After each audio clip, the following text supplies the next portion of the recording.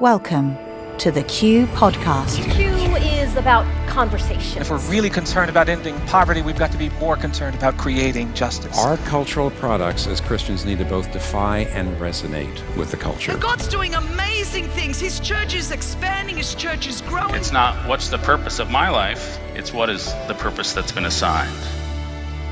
Stay curious, think well, advance good. This is Q.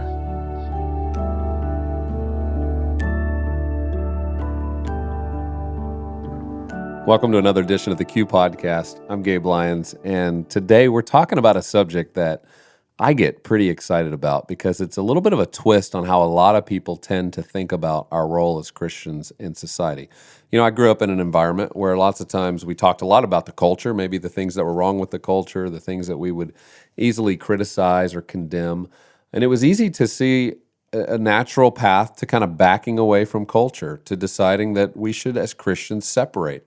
I talked about this in my earlier book, The Next Christians, this idea that we can become separatists as Christians. We can essentially decide that our mission in the world is to be Christian, to get saved, to get as many other people to make that conversion decision as possible, and then to just kind of hang on and wait till we go to heaven one day to enjoy the blessings of eternal life.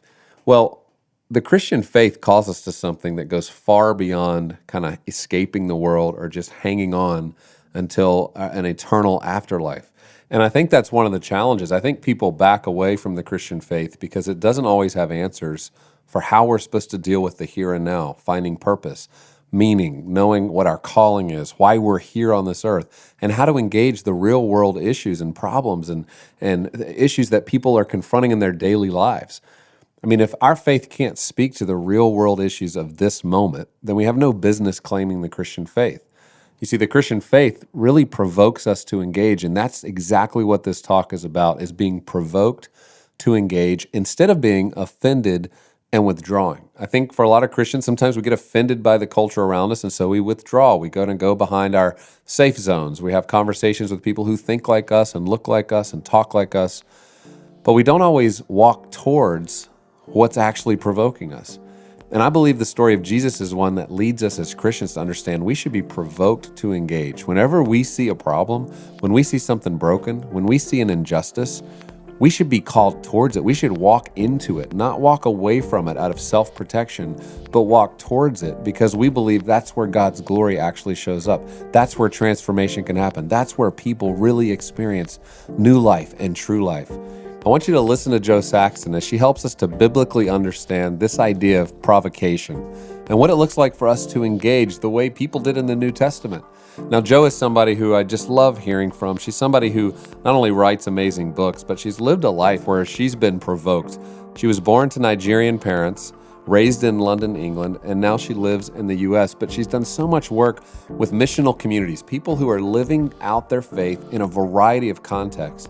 She understands the power of what it looks like when Christians show up, when we don't just withdraw, but we actually engage the real issues in front of us. So let's listen in now to Jo Saxton encourage us, educate us, and inspire us to be the types of Christians that don't withdraw, but engage.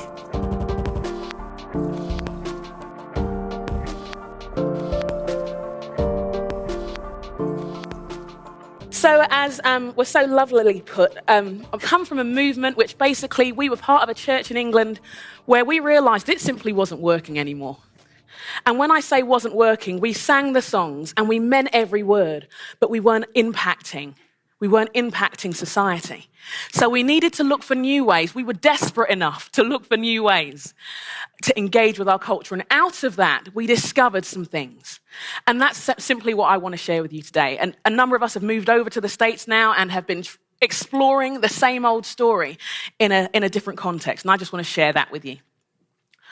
When we look in the Bible, Nehemiah was provoked when he heard the story of what was happening in Jerusalem. We see in Acts 17, when Paul goes through Athens, he's agitated and provoked by the artifacts of the culture around him. And likewise, when we look at the artifacts of our culture, or the brokenness and the emptiness of some of our cities and communities, it gets underneath our skin and provokes us too, doesn't it?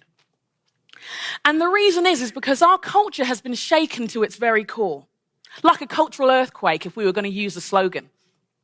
Now, some of those tremors were obvious. Things like economic collapse, or terrorism and war, or natural disasters even, quite literally. Devastating. And some of the tremors, we don't even know where they came from. We can just hear them in the ever-changing ideas that our culture is presented with, that end up in our songs and in the soundtrack of our lives, as it were. We know the aftershocks, sometimes quite personally, because we see the things that we thought were stable and solid. Political systems once, education perhaps once, church once, marriage and relationships once, begin to turn and crumble into rubble. So what do? Well, we could be offended, couldn't we? We could pull away. We could set up our Christian alternatives. And I'm not saying that's necessarily a bad thing all the time. It might feel safer, look cleaner, be less polluted. Or we could somehow be provoked to engage. And by that, I mean we choose to be the rescue team. Now, the rescue team is more than good intentions. We hear in the stories of devastating tragedies that well-meaning people send donations that take the form of high heels and fur coats and don't actually help anyone. And we might be offended by that, but when we look at the church, when we look at us as Christians in the workplace, in the media, in politics, in the arts, we have to ask ourselves the same question. When the world is shaken, are we doing things, communicating things that are well-meaning but aren't actually affecting any change? That actually don't connect with where people are really at, hoping somehow we can draw them in, attract them in when we need to go. So how do we engage in a cultural earthquake? I'd like to suggest just a few options. The first thing we need is compassion. The first thing we need in a cultural earthquake is compassion. In a natural disaster, when a world is out of control, you think of survival. And so maybe we do things that we wouldn't normally do. Maybe the pressure gets to us in such a way. You'd put yourself first, your family first, your needs aggressively, because what you want is to survive. And when we look at our cultural situation, our cultural earthquake, maybe people are disorientated. And because their lives may be spinning out of control in some way, they do what it takes to survive. The institution of marriage crumbled, sometimes on our heads. So no, we don't want to commit, thank you very much. The church judged us for who we were, what we looked like, what our orientation was. So no, we're not interested very much. The people we looked up to as leaders let us down and they lied. So no, I don't trust you very much. It doesn't feel like a safe place. What's our response? Do we judge them? Are we offended by them? Or do we have compassion? I wonder, and I ask each of us to ask ourselves the question, what is the limit of our compassion? Is it the woman who had an abortion who doesn't have regrets? Is it the felon, the illegal immigrant, the gay couple next door who are raising kids, the sex offender, the racist? I wonder what the limit is for you. Mine would probably be the racist, not my favorite people, to put it bluntly. And yet, in a world which is shaken, is there room for compassion? I wonder what your one would be, and I'd encourage you to write it down. It's embarrassing sometimes, isn't it? But we need to know. The second thing we need, I'd like to suggest, is communities. I wonder if we can never imagine what it's like to go through some of these things when we've not experienced it. But would you be attracted to a concrete building in the middle of an earthquake? Would that be the place you'd go to for safety? And so when we hear on the news the stories of these tragedies, often the governments will ask for tents. Secure, lightweight, covering structures that provide some sense of security and safety in a time of devastating change.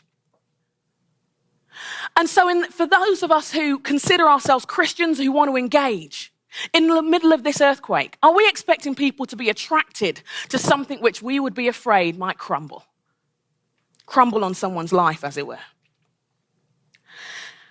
Would they come into our building, whatever that building might be? You see, increasingly, it doesn't seem to matter how much we spend on buildings or our projects or our programs.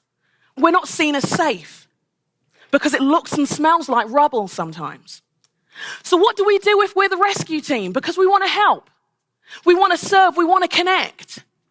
Well, one of the ways we do that is we go and we become the tents in communities. In our story in Sheffield, one of the things we had to do was get out of our building. And rather than being tied by programs and money, because we didn't have much, we were tied by our relationships with a purpose. And so the artists gathered together and set up and installed and had these beautiful, incredible installations in local parts of the culture, which they invited their wider community into. And it communicated things that we would never put into words. And we went into the inner cities amongst college students. And one of our guys was reaching out particularly to the DJing culture and the club culture. And we'd take bottles of water and chocolate to help the sugar and stuff when someone vomits and to get them hydrated. And we'd found that as we began to connect and build community, we actually ended up reaching a lot of the doormen. On a Saturday night, church happened, about 3 a.m. But we built community around them. And honestly, it's not a new idea. It's the oikos in the New Testament, the household of people with a purpose. It's David's mighty men gathering people on that cave, a shared life together under God, as it were. And so those who were in the legal profession gathered those around them. Their job was their ministry. It was their life, and built community because they couldn't do it. We couldn't make it alone. At the time, and this was maybe 15 years ago, we had the rather unfashionable name of clusters because it was groups of small groups who did it, who had this purpose of loving God, loving one another, and loving the world in action. Now we call them missional communities, as it were, because our purpose was to rebuild society. That's what we're here for, right? To effect change. And our story wasn't seen in a building that was shaken, but in the life, the honest life that we shared with one another. The rescue teams need to build communities, needs to go and be community, needs to go and demonstrate community. Why? Because even in the breakdown and the individualism of the West, we're still hardwired for it. Whether it's on our TV shows when a group of friends do life together, where our modern family is an eclectic bunch, we're hardwired for more than just the nuclear thing. We're designed for more. And we could lead the way in that again, if we had the time. Who's your community? And what does it look like? Have you got a tent ready for the people in need around you? Because the third thing that, I'd suggest that we need in the middle of a shaking and a cultural earthquake is a connecting story. I guess the big words are meta-narrative, as it were, because in time, when people are drawn into communities, when the screaming has stopped, when the shaking, the devastation has stopped, people need to talk. They need to make sense of the voices they heard in the rubble and the brokenness and the loneliness of their lives. When your meta-narrative, your big story, who you are, is ripped up, what have you got left? What's your identity now? People need a connecting story that's not defined by loss, but defined by redemption. And we've had the privilege of seeing this in all kinds of places, and in communities that have planted into wealthy suburbs through to ones that have planted in the inner city. Our most recent experience was among a group of friends of ours who were Nepalese refugees. They'd lived in refugee camps all their lives, actually. They'd grown up in them. Their story was one of dislocation and loss. So they became our family, our church's family. We went to them. They didn't have to come to where we were. We planted where they were. And weren't they anymore. They were part of us. So the story became one of an extended family. And the story of one who came down from heaven and broke into humanity and turned things around. And so that became their story too. It didn't end with devastation and loss. It didn't end with a bank balance in the suburbs. It ended with a redemptive story. Are we connecting people to a redemptive story or just the information of who God is? And do they know that they're called to be part of it? You see, we need a bigger story, which suggests, and this will be my last suggestion, that the fourth thing that people need in a cultural earthquake is a compass. You see, when the world is devastated, when a disaster like that takes place, all the maps are out of date because the landscape looks different. It just doesn't work anymore. It doesn't make sense anymore. The roads have gone. And I want to suggest to you that maybe the maps we received at our conferences and at seminary in our experiences just aren't accurate anymore. It's not that they're bad. It's not that we diss them or say they're terrible. It's just that the landscape has fundamentally and irrevocably changed. And so it doesn't work. It just doesn't work. And so we may have received certain things, certain pieces of information that would change the world. And we work hard and hard and hard, and it's not working. And it's because the landscape has changed. What do you need when the maps don't work? You need a compass. You need a compass. And that compass is Jesus. Jesus is the compass for the inner city. Jesus is the compass for the rich, the poor. Jesus is the compass for Muslims, for Hindus. Jesus is the compass. And it may not be the trendiest thing to say, and it may not be the nicest thing to say, and we may say, use words if you have to. Well, we have to. We have to. And that quote was given in the context of someone who already was. We need to do both, don't we? Show them the compass. His last words to us were about making disciples. They weren't going to be attracted. We had to make them. I wonder how we're doing with that. So my thought is, will we go to the rubble? Do we know the rubble's there? Let me be blunt with you as I finish up. I ask myself this question, and I'm going to ask you it too. And I mean it when I say I ask myself this. Would you have found me in the rubble? Would you have found me in the rubble? You see, I grew up. My family were from other religions. As it were, my grandfather was an imam. Would I have been too hard to reach? Would you have found me under the rubble of the area I grew up in? It was devastating. Devastating in the inner city. Racial tensions all over the place. We were just spat on and forgotten. Would you have found me there? Or was it too dangerous? I was under the rubble of my parents' messed up marriage, broken. And so spent the first 6 years of my life in foster care with that wonderful woman. What amazing experience. But seriously left me with fundamental issues. To put it nicely. New issues. And would you have found me in the rubble? Or would I have been just a bit too high maintenance, taken too much time because I was not going to get fixed in a program? Would you have found me in the rubble? And would I make the time to find somebody in the rubble today? Or would I hope that they'd get drawn into a nice thing that I did? Would you find me in the rubble? Would you have found you in the rubble? And when you were there, would you listen to my screaming? Have you got time to hear the screams? And would you have had the tissues for my tears? Would you build community around me? Because I don't know what families look like. My church used to laugh when I said to them, I goes, you don't get it. I've not seen a marriage work before. So I have to watch you. Because one day, if that happens, I need some clues on how that's going to be. Would you connect your story? Would you have had the time to connect your story to my story so that the story would not be one of loss and messed upness, but redemption? That's going to take time. To rebuild love, to rebuild trust, to rebuild confidence. Have we got the time for that? Have we got the kind of tents that make room for that? I don't need a program, I need a life. And that's not to say programs are bad, because they ain't. But the maps are changing. Would you have found me in the rubble? Would you show me how to live? Would you have rewritten my story?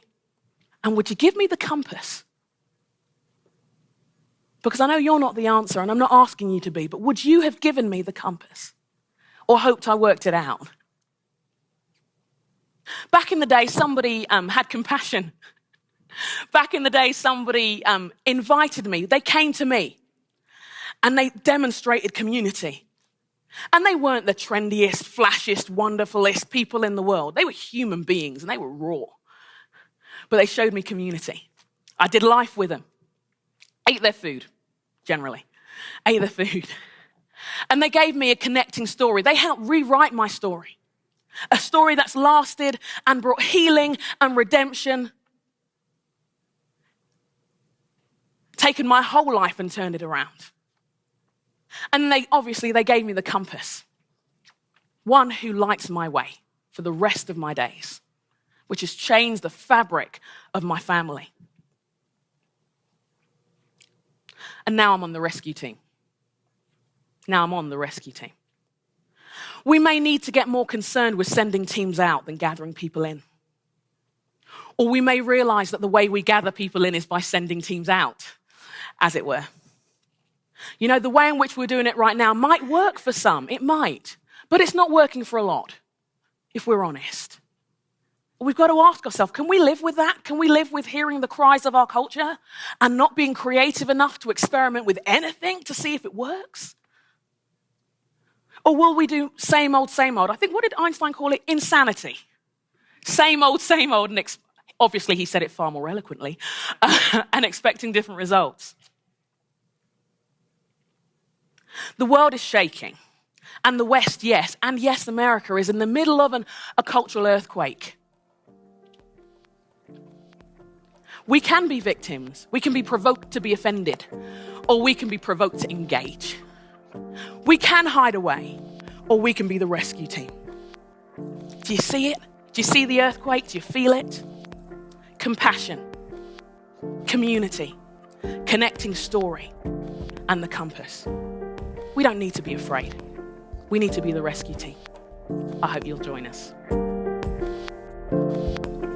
I'm sure you enjoyed hearing Jo as much as we did when she delivered this talk at our Q conference.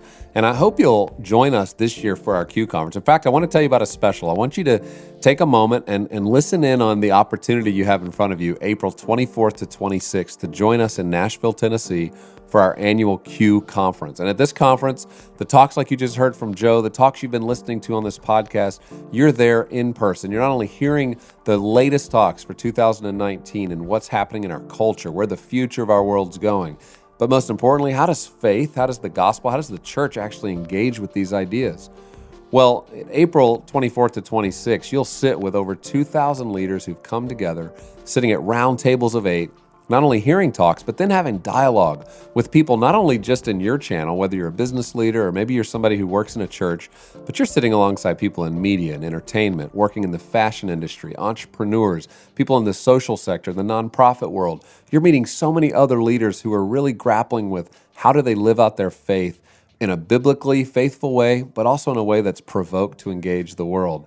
Well, if you make the decision this month, before the end of December, to join us at Q while our supplies last, we actually have a Christmas gift that we want to give you to just say thank you and to kind of incent you to make that decision now, to get it on your calendar.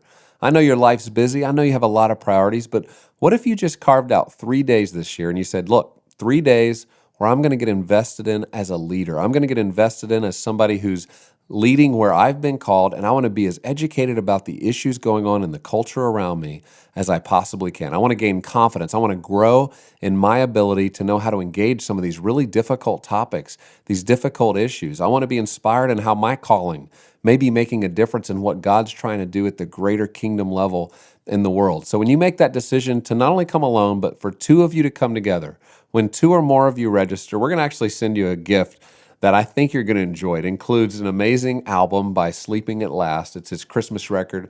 Ryan O'Neal is a part of that. It's just beautiful writing, beautiful music. A candle from Thistle Farms, which is an amazing organization that actually does so much to fight against injustice. And then for the first time, we've created this. It's kind of like collector's edition, okay? This doesn't exist anywhere except right now in December, is we're going to give you a sweatshirt that's a Q sweatshirt that actually says "Stay Curious" right across the front, black on black. I think you're going to like it. It's really cool. And then in addition to that, we want to give you 2 books that mean a lot to us around here, and we want to bless you with that. One is a book of prayers and liturgies and scriptures called Canyon Road. It's a beautiful book. Go to our website at qideas.org/2019 for 2019, and you'll actually see what this looks like. But it's a wonderful book, 500-page book that you'll want to sit out on your office desk, maybe in your living room on the coffee table, as a reminder for prayers that throughout the day, maybe you're having a tough day, you can scroll through and see a number of liturgies and prayers that will encourage you. And then in addition, as the new year starts, we want to help you get in tune with your goals, with the kinds of things that you want to see accomplished in your own life and your own growth in the coming year. So we're giving you something called a full focus planner. It's designed for you not to just track your goals digitally, because we know that many times we put information in our phones, but when we do, we kind of lose it. Maybe it gets in your notes page, maybe it goes on a different app, and sometimes You don't really take the time to process your goals, how you're going to reach them, the books that you need to read, the meetings that you want to have this year, the way in which you're going to grow. You're going to become more of the person that God's designed you to be. And so this full focus planner is not only a planner that helps you start your year off right, but also gives you online content to come alongside you and actually help you think through and process some of those decisions as you move into the new year. So we want to encourage you, we want to help you do that. For those of you who actually want to buy a table for Q, and there are many people and organizations that do this, where you actually buy a table of 8, you get the best prices that way, but you, in addition to that, are able to invite friends, colleagues, those that you work with, and together come and not only take in this learning experience, but really have incredible conversations as a team about how you're going to live this out, how you can apply this within your context. Well, if you happen to do that, our friends at Apollos have this wonderful market bag, and you can actually customize what goes on the front of it. And we just want to give that to you as another gift when you bring a table of 8 or more. So take advantage of all this. Go to qideas.org/2019. You can learn more about the event. You can see some of the presenters and topics that we're taking on. The topics that we're going to be discussing this year, once again, are going to be right at the front edge of where conversations are going in our culture. But we're both going to equip you with how to think about those well, but we're going to let you hear multiple sides. There's going to be debates and conversation and disagreement about how we ought to, as Christians, think about some of these ideas. But we're going to let you wrestle that down by providing you with the best information, the best thinking, while also equipping you to understand how a Christian worldview, a vision for the world through the lens of understanding the gospel, really informs the way we lead and love in a culture that doesn't always recognize Christ as its Lord. And so I hope you'll join us there. Thank you again for being a part of this podcast. We look forward to continuing to learn together as we listen throughout this month.